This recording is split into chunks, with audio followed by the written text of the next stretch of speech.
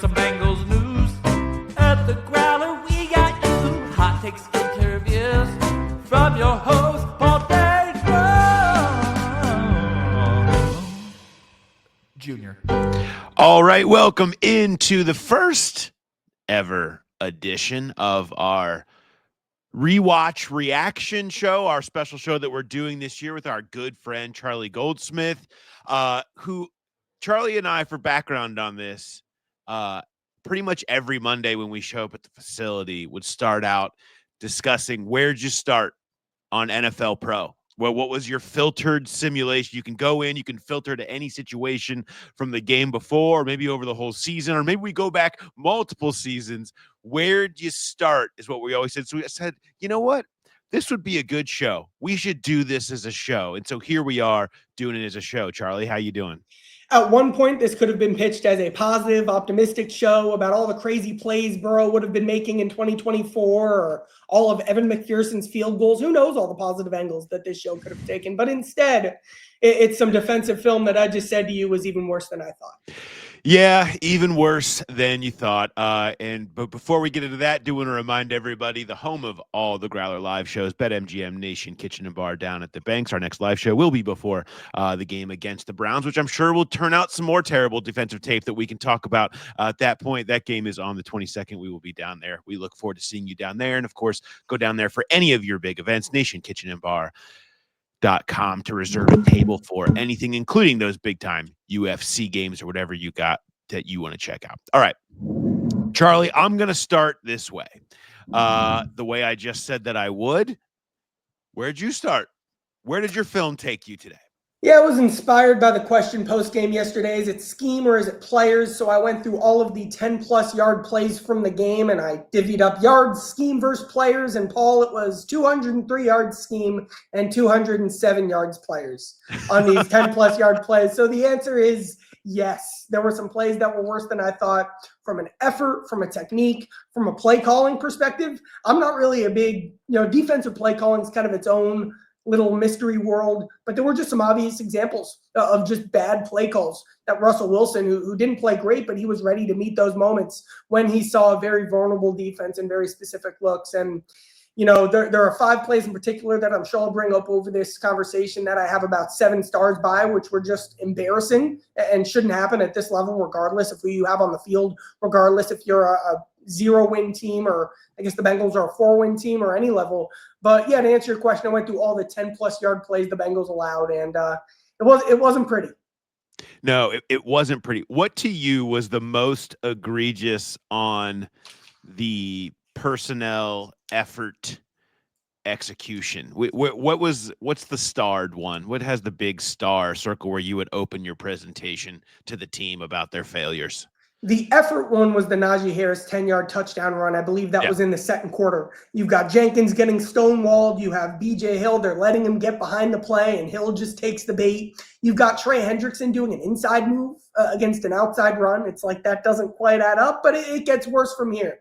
You have Cam Taylor-Britt getting blocked by Van Jefferson, who is not an imposing blocker. You have Jermaine Pratt getting blocked by Darnell Washington. All right, that happens. But you don't want Pratt fighting Washington after the play. And unfortunately, that's where this play ended up going. You had Jordan Battle, who had a lane, but he runs into Cam Taylor-Britt, happens, loses the ball, gives Harris the cutback lane to go right free, and then gets buried by an offensive guard, and then taking home the show at the very end. You have Geno Stone, so slow to get into the play on the back line, ends up getting wiped out at the goal line. But I can't even tell you that was Geno Stone's worst play as a high free safety. Again, there was one play I wrote, Geno Stone is in Lexington as a high free safety against the run. This was not good. No, I have where I started, and we probably overlap in a few, was I wanted to start to get into the missed tackles and the quick throws that kind of seemed obvious. It ended up with 5 throws of 0 to 10 air yards, essentially underneath dump offs that created 106 yards of passing, which is incredible. And it's not, you're not just talking screens. It's literally dump offs on a couple of these. And on one of the early drives, most notable, you just get Najee Harris runs about 5 yards, turns around, catches the ball. No one's discernibly near him at all. I mean, the awareness of the fact that a running back is standing there all alone, playing deep and giving underneath all you want is fine. They're basically giving 15 yards on a dump off to Najee Harris. And then you have some awful effort that occurs. You have an Akeem Davis Gaither missed tackle. You have a Geno Stone missed tackle. One of many that we saw from that combination during this game. And it was sort of the epitome. You had the Pickens touchdown, Geno Stone with just a despicable angle and an inability to get him down on that one as the main contributor.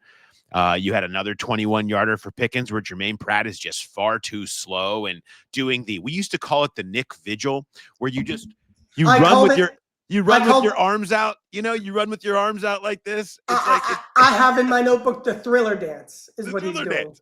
Yeah, it's like and then just do this half effort to try to get him down, and then you had a 29-yarder to Jaylen Warren and a 14-yarder to Jaylen Warren, where the 29-yarder being a screen where everyone just gets wiped out. Nobody's there to pick up. These are easy throw. Russell Wilson, we can talk about him setting all of these records in the second most passing yards he's ever had. I mean, this is check down quick stuff and just going for explosives, and all because guys are either not aware, taking poor angles, or just not anywhere near the play. That to me is just crazy stuff that could still be happening in week 13, and not youth mistakes necessarily on a lot of these. These are your core veteran players that have been in this system for years out here, making these types of errors and not being anywhere near the play. Before I get to the point I'm about to make, which is about Lou, you mentioned the 29-yard screen. Did you notice on that play, Miles Murphy running backwards with his head turned like he's a corner, dropping into quarters coverage and taking out Cam Taylor-Britt, McKinley Jackson, and BJ Hill on the play, starting a 4-car pileup that then springs a gap for Jermaine Pratt to come in and make a tackle on the sideline. But you know how that went, 19 more yards for Jaylen Warren. Lou, so well, I had to come up with a name for the play, like the clear out running back checkdowns. You know what I'm talking about. Yep. Like that to me is a great metaphor for this, because the amount of repeat plays that we saw in this game was maybe even the most concerning part aside from the effort. So as I was dividing up scheme versus players, all right, maybe the first time they get you, it's about the players, the linebacker, not the right spot. But then once that keeps happening again and again and again, that's when that's what these conversations are on the sideline are all about. Those are specific adjustments you have to make based on how on what they're doing specifically, so you don't get beat by the same plays all the time. I mentioned the Najee Harris touchdown pitch. They went back to the exact same play, a wide pitch that Harris cut inside for a 20-yard cutback. That was the Geno Stone and Lexington play. They beat the Bengals with that again. There were a bunch of variations of the Bengals trying to cover zero, bluffing cover zero, actually cover zero, just getting shredded because the Steelers had a perfect idea of what was coming, with the disguises just not working and the blitz is failing in every single way. There was a scramble drill. Wilson kind of bought some time and they just forget to cover Freiermuth and everyone just freezes. There are so many plays that I could point to where the Steelers went back to a concept that worked earlier in the game. They went back to a concept that the entire stadium knew they'd be running, the Justin Fields run at the end. And from a rules and adjustment perspective, there was nothing done in those areas that led to a very predictable Steelers offense beating the Bengals in similar ways to ways they'd already done, or in ways the entire stadium knew it was coming, because guys weren't adjusting, guys weren't communicating. Lou wasn't making those adjustments on the sideline. And probably worst of all, and I have some specific examples here too, then after the play, you have guys young and old shouting at each other, yelling at each other, and that just can't happen. Yeah, the bad body language express continues to roll on for this team in that regard. You mentioned this. We have to touch on this. I mean, you don't need to be doing a rewatch. You need to have eyeballs and have been in the stadium to see what was going to happen on the last offensive play that matters for the Steelers, the Justin Fields run. I mean, the amount of situational awareness that you have to lack to not think that Justin Fields might hold on to this ball and run. I mean, it's 3rd and 4. You're gifted the hold on 2nd down. It's 3rd and 4.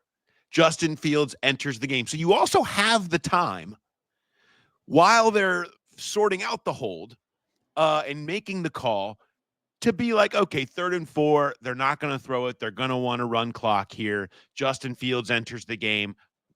Zone read, like we know what Justin Fields has done here. This was probably stuff they went over every day this week, and it was the first thing they said regarding Justin Fields in the game plan on Wednesday. This is base obvious stuff. Justin Fields needs to be accounted for in his zone read. I don't care how old you are. I don't care if this is a high school game. It doesn't matter. You should know, okay, yeah, Fields probably make sure we keep an eye on him on his zone right here. The entire stadium knew this. And you see Battle, Newton just dive inside and leave zero accountability on the outside. Everything flushes inside, and no one even thinks to account for Justin Fields. You just watch that. Yeah, young guys, okay. But maybe this is some of the problem with these young guys. There's no way that Jordan Battle, who's in year 2 here, and Josh Newton, I don't care that he hasn't been playing, doesn't have the knowledge. This guy has played a ton of football in his life. He's standing on the outside to be keeping an eye on Fields potentially running this. Then these guys don't need to be anywhere near the field. That's also a part of the problem in the conversation. But that, to me, it's almost too easy. It's too obvious to sit here and talk about because it's so mind-boggling to have that type of lack of situational and game and player awareness. Yeah, so like starting with the play, obviously you look at Jordan Battle and Josh Newton, 2 young guys who looked like they hadn't taken the coaching point that had to have been discussed at some point during the week. Obviously, or I guess Newton's in the game, but because of injury, Jordan Battle is something I'll discuss here coming up. Like these guys were even playing before this week because of how long or how much the old guys were struggling. Like that was supposed to be Von Bell in that spot. Josh Newton, again, he's in for an injured DJ Turner, but he was even getting snaps over DJ Turner when Turner was really struggling, and then getting snaps over Cam Taylor-Britt when Cam got benched. I don't even trust, or more importantly, the Bengals don't even trust the old guys enough to be in the spots that they needed to be in. We're in a spot now where, like, we'll have the conversations, what other personnel changes need to be made for the Bengals to maybe get younger down the stretch defensively. Well, like the old guys, the guys who are supposed to be knowing exactly what to do, have already lost their opportunity. So they're getting younger. And then when you do get younger, well, then you have Josh Newton and Jordan Battle having no awareness that Justin Fields is going to run. That is a player development issue with the guys you've tried to develop with premium picks who are older in their career. Like, again, DJ Turner's hurt, but before the injury, obviously Cam Taylor-Britt, that's a free agency and planning issue with a guy like Von Bell. He was the plan. Him and Geno Stone were the plan to fix this defense. The safeties were what was wrong. That plan has backfired so much that now you have Jordan Battle in. Oh, but by the way, you still don't trust Battle to play on 3rd downs, even though no one would confuse Von Bell to be a 3rd down coverage specialist. So all of these mistakes that you've made from a roster building and personnel and coaching and player development leads to 2 guys being in a spot that you didn't expect them to be in. And then when they're in that spot, they're not coached up to do the right thing. Yep. The missed tackles count via PFF, and these are the PFF numbers. So, everybody has different on a few different charting, and we'll talk to Lou Anarumo the other day and get what his chart said, but had 14 missed tackles, 4 from Akeem Davis-Gaither, 3 from Geno Stone, remarkably 30% of his tackle attempts. Every 3rd time he tried to make a tackle, he whiffed. Jermaine Pratt with 2, and that is accounting for 9 missed tackles from 3 guys. I mean, now I think the Logan Wilson effect showed up more than people probably realize that it does. You see multiple times, specifically in the run game, where it's right there to fill. The Patterson run that goes for a decent amount of yards is an obvious one where everything is set up for Akeem Davis-Gaither to fill the gap, blow it up for a TFL, and he can't do it. And then you just get another bad tackle on the outside to add on to it the hell that was created. But it's like, you did see, Logan Wilson makes that play consistently for all, he takes heat for, is he playing? I think you see his ability to be a consistent tackler. They certainly missed him out there yesterday, and that was apparent. But that's not really an excuse at this point. Well, like you pointed out, there's so much else going on. You're ticking off a play here or there. There's so many other things going so terribly wrong that this isn't about injuries.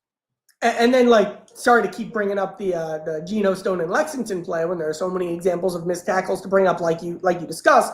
But again, on that play, Geno Stone was way down the field. He had the lane. He had the free access to get to Najee Harris. And as you probably expect, Geno Stone did what he always does. He dives for the legs, he whiffs, doesn't get a hand on him. After that play, Stone ends up kind of getting back near the ball at the end. And he pretty vocally says something to Mike Hilton. And you know what Mike Hilton does? He points at the running back. He's like, dude, you're saying something, but you're the one who didn't tackle the guy. Yeah. And that's the kind of thing that shows up as real problems with this Bengals defense when that's where the mindset is after the play. Yeah, they're totally broken beyond comprehension and ability to fix it. And that was apparent against the Steelers. And I was under the impression, Charlie, that the ping pong tables were going to fix this. I was told the ping pong tables are here. And so how could these problems with this organizational failure on defense not have been fixed by some ping pong? I don't understand it. And more importantly, what has this done? Are you wanting to dive back into your old rankings, talk about player development on the tables, who's taking over? Are you itching to discuss ping pong once again when you saw that resurface? Now, you know what's funny, Paul? You know who the dynamic duo is? It's Akeem Davis-Gaither and Jermaine Pratt. Yeah. This, but they're a very volatile team. When you look at them on the table, they're in the Tyler Boyd style of aggressive risk-taking as opposed to the consistent, Joe Burrow, Trent Taylor style of shot making. And that communication and chemistry there that theoretically they've been building on the table, what that's all about is, I don't want to call it lack of fundamentals, because sometimes it pays off for splash plays on them on the table, but more often than not, that's how they end up getting beat. It ends up being those self-inflicted mistakes by trying to be too aggressive. And on the football field, Akeem Davis-Gaither and Jermaine Pratt aren't making splash plays, except for when Akeem, straight out of 1980, launches in to the guy to break up the pass and draws the pass interference penalty like this is NFL blitz or something on that first play of the game. So I think you saw a lot of the seeds that were planted on the table with that duo show up in the game when it was their first start together in a while.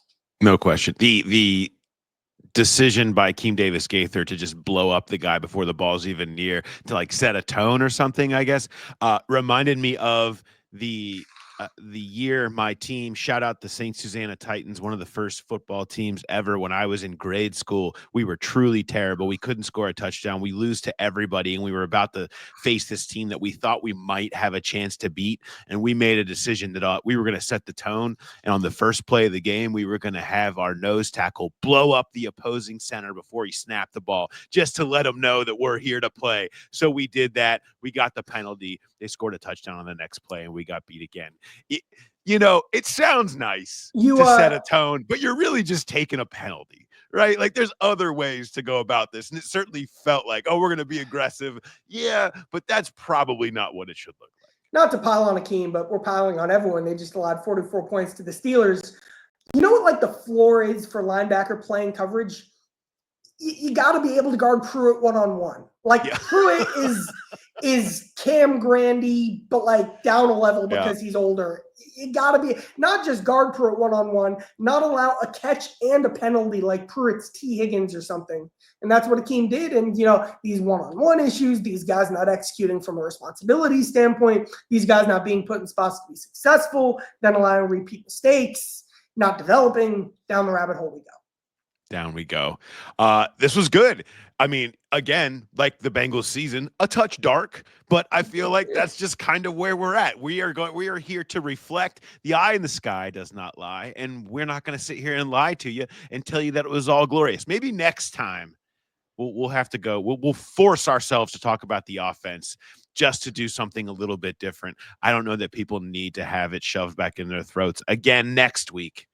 That look, it's pretty ugly what's happening on the defensive side of the ball. We know that. And we'll shout out to Gino over in Lexington. Maybe he's gonna check out Kentucky and see if he wants to go back to school, get his master's or something. One quick thing about the offense. Well, two quick things about the offense. One, I see Isaiah Williams taking the Jermaine Burton role as the guy who just runs deep. That is the thing that's happened. Two, Cordell Wilson wasn't playing well. Just think of the ramifications of a team in this spot that has the offensive line development problems that we'll be talking about for all of March and April. Benching the one guy who was kind of a mid-round pick that did kind of hit at one point and giving up on him to the point that you're putting in Cody Ford, who then I believe allowed 3 of the biggest plays that the Steelers defensive line had in that game. So that's a move I disagree with as poorly as Cordell Wilson was playing. Signs of leaks springing across the offense. Things are not good, even though they're scoring lots of points. Yeah, no, I mean, I would have had a hard consideration for Alex Kappa, but I understand not wanting to go after the veteran in that spot when you feel like there's some struggling that's happening at both guard spots. But that is for another day. We will get to that. Charlie, appreciate the time as always. Great first edition of the Rewatch Reaction with Charlie. So we'll talk to you next time. Talk to you next week. Thanks, Paul.